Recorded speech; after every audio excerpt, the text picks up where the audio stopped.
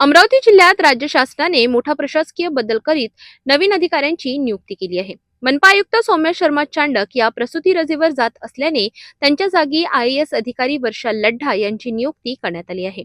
वर्षा लढ्ढा या यापूर्वी पुणे येथील महाराष्ट्र कृषी शिक्षण व संशोधन परिषदेत सदस्य सचिव म्हणून कार्यरत होत्या. दरम्यान सौम्या शर्मा चांडक यांनी 19 जून 2025 रोजी मनपा आयुक्त पदाची जबाबदारी स्वीकारली होती. त्यांनी सुमारे 9 ते 10 महिन्यांचा कार्यकाळ पूर्ण केला असून त्या अल्पावधीतच काम करणाऱ्या आयुक्तांपैकी एक ठरल्या आहेत.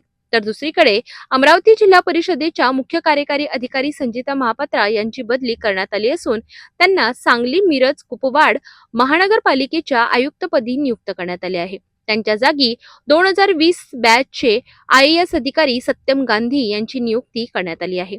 सत्यम गांधी हे यापूर्वी सांगली महानगरपालिकेत आयुक्त म्हणून कार्यरत होते. शिस्तप्रिय आणि कार्यक्षम अधिकारी म्हणून त्यांची ओळख असल्याने जिल्हा परिषदेच्या कामकाजात आता अधिक शिस्त आणि गती येण्याची अपेक्षा व्यक्त केली जात आहे.